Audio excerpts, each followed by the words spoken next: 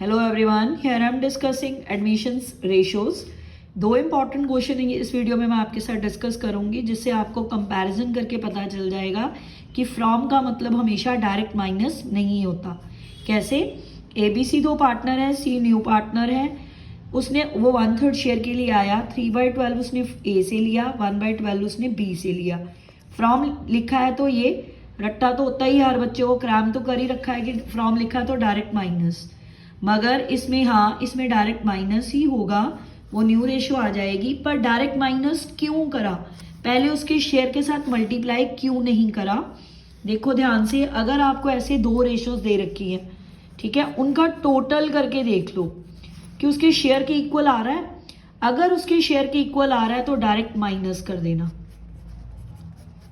ये देखो 1/3 आ रहा है ना, मैंने दोनों को प्लस करके प्रूफ कर दिया कि उसका शेयर 1/3 है। ठीक है, अगर ऐसे प्लस करके उसके शेयर के इक्वल आ रही हैं ऐसी दोनों रेशियोज, तो आप डायरेक्ट माइनस कर दोगे। ठीक है, ये आपकी न्यू रेशियो आ गई। सेक्रीफाइजिंग, ये आपकी डायरेक्ट सेक्रीफाइजिंग है। 3:1 क्या है? Sacrificing ratio. आपको डायरेक्ट सेक्रीफाइजिंग गिवन है। क्लियर? अब सेकंड क्वेश्चन देखना ध्यान से।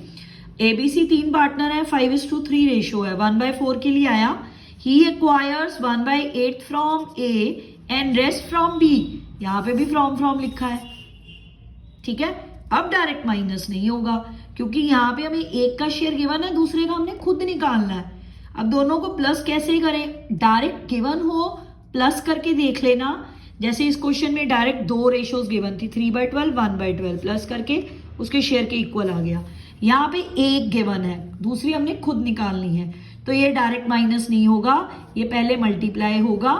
1/4 इंटू 1/8, 1/32 A दे रहा है, ये A का सेक्रीफाइस आएगा मल्टीप्लाई करके।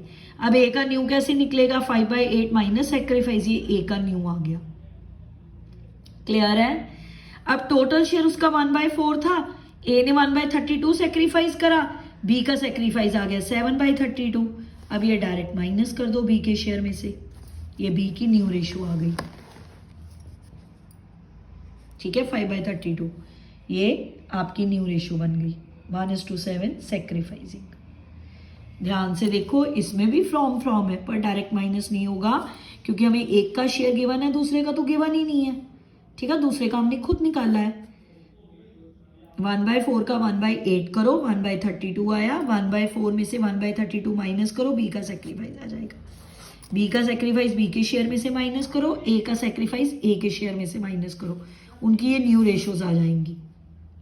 इसका तो 1/4 ही है, ये आपकी न्यू बन गई। सेक्रीफाइसिंग क्या बनी? 1:7। क्लियर? फ्रॉम का मतलब हमेशा माइनस नहीं होता। अगर कोई, मैंने एक और वीडियो भी आपके साथ शेयर करी थी जिसमें मैंने सारी रेशियोज बताई थी, ये मैं आपको सिर्फ फ्रॉम का कंपैरिजन इस वीडियो में बता रही हूं। ठीक है, थैंक यू वेरी मच।